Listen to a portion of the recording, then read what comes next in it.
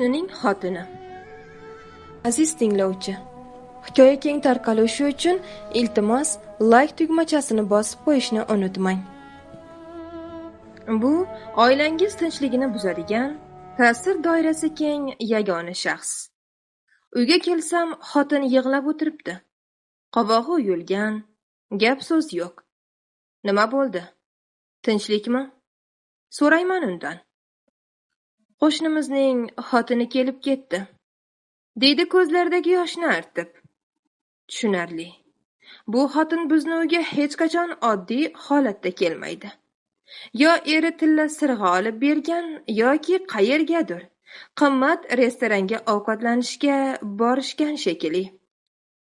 Eri yana nima olib beribdi?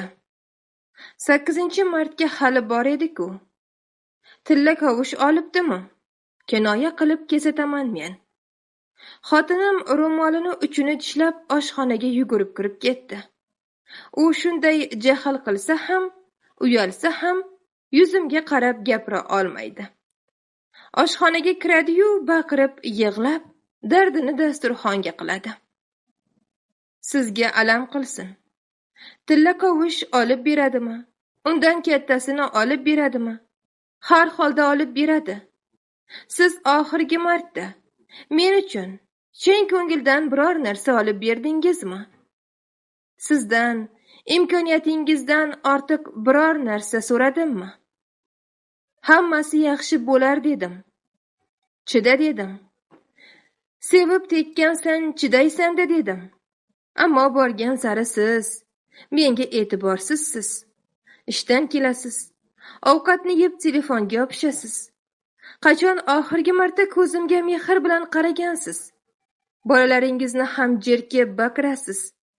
Ular yoningizga borishga zada, qo'rqishadi. Qo'shni kelib maqtanib ketdi.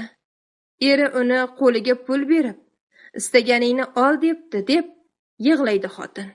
Qo'shnini xotinini eri bilan qo'shib bir sidra so'kib chiqar ekanman, kayfiyat rasvo bo'ldi. 2-3 og'iz yaxshigina so'kishlardan eshitganidan keyin xotinni ham ovozi o'chdi. Telefonga yopishasiz degan gapi og'ir botib, telefonni ham bir chekkaga otib yubordim. Pultni olib televizor ko'ra boshladim. Xayolimda esa xotinning gaplari. To'g'ri aytayapti. Oxirgi vaqtlar o'zim bilan o'zim ovoraman. Hammasini oilam uchun qilyapman deb o'zimni ovuntiraman. Bu bechorada nima ayb? 7 yil sevishib, qanchasi bilan urushib, baxtli qilaman deb o'ylaganman.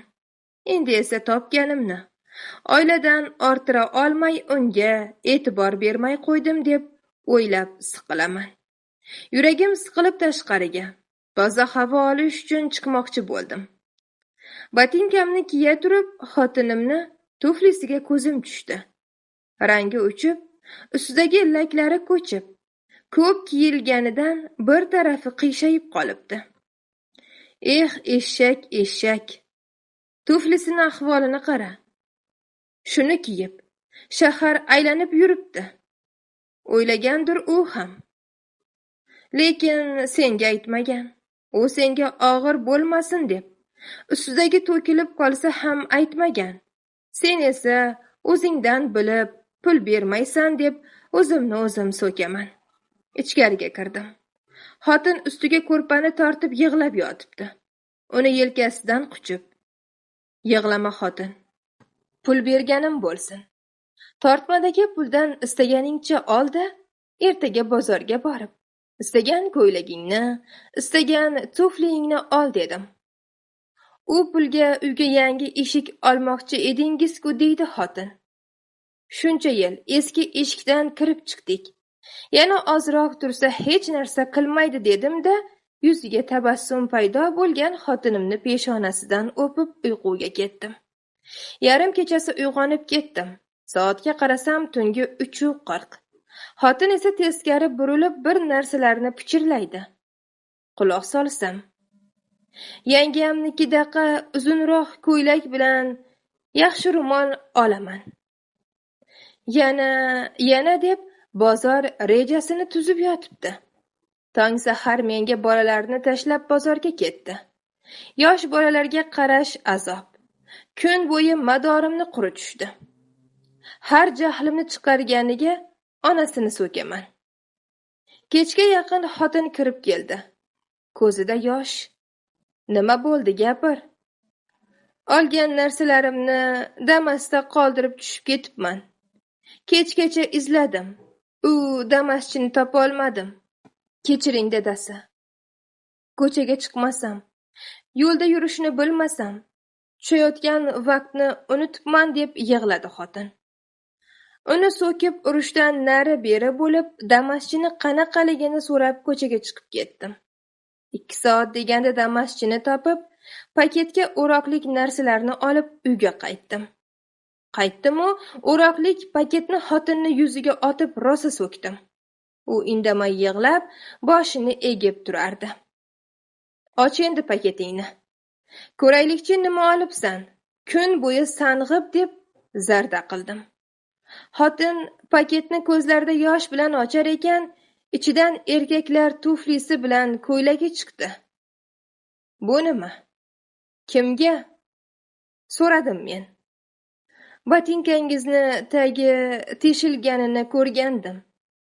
Bu yog'i bahor, yomg'ir ko'p yog'adi. Shuning uchun sizga olgandim. Ko'ylagingiz ham ko'p dazmollanganidan titilib ketay deb qolgandi, dadasi.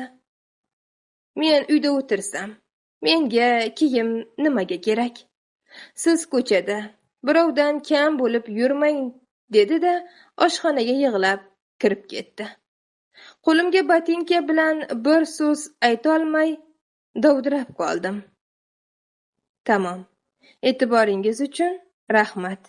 Xulosa o'zingizdan. Ibratli hikoyalar, hayotiy voqealar va kundalik hayotimizda uchraydigan voqealar to'plami faqat bizning kanalda. Ibratli hikoya kanali. Tashrif buyuring va kanalimizga obuna bo'ling.